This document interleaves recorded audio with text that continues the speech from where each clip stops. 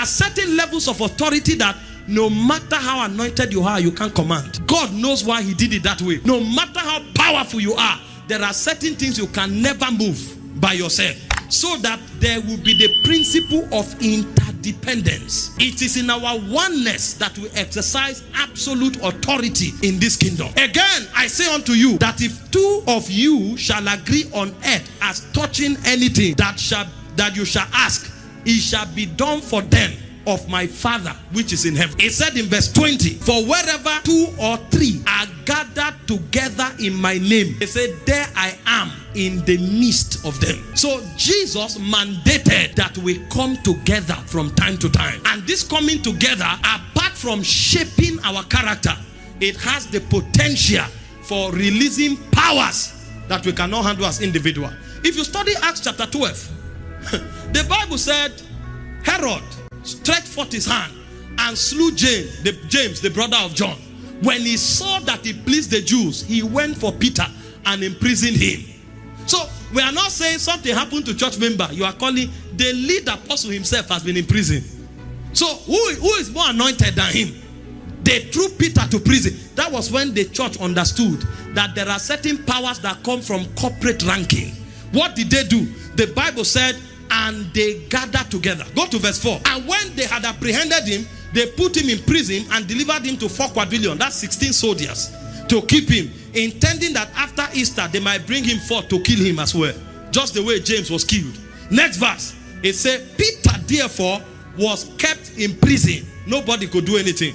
It said, but prayer was made without ceasing of the church, not individual, unto God for him.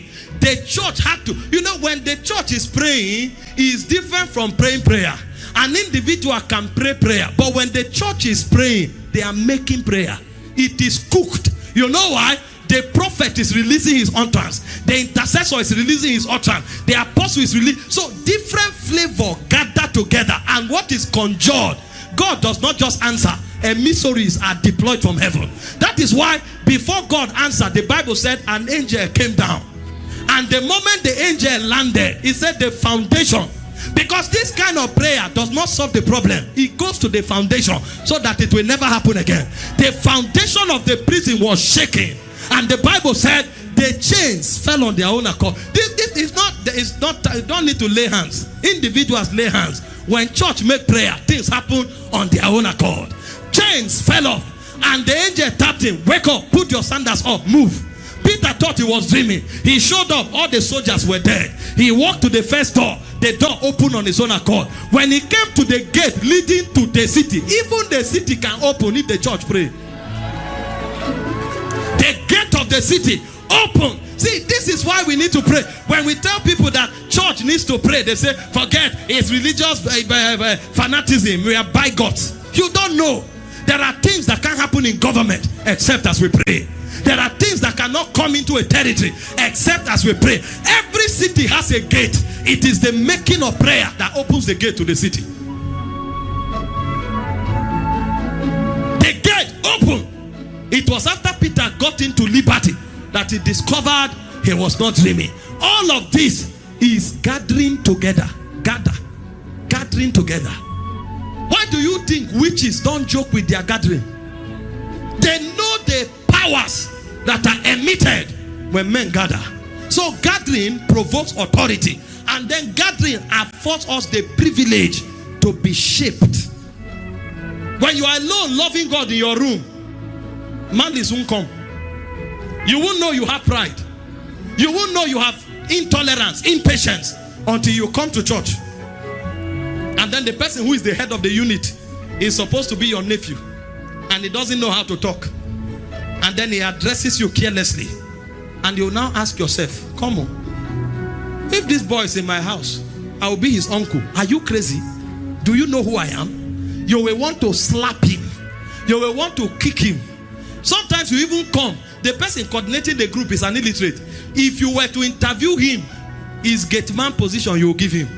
But in church, he is acting like a spiritual man. Wear a funny suit and they say, you come by 3. Why didn't you come? Stand there and explain yourself. You are, really? What is going on here? And God will allow it. You know why? iron sharpened iron.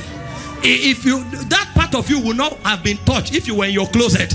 So it is when you came out that God began to use the weakness of others to show you your own weakness. So while you are explaining that this boy does not know how to talk, the situation is explaining to you that you are impatient. The situation is explaining to you that you are proud. The situation is explaining to you that you are intolerant. My people used to say those days that if you point one finger to somebody, three is pointing at you. That's what this scenario paints. So what it will do for you is that you will now focus on yourself and ask God to help you.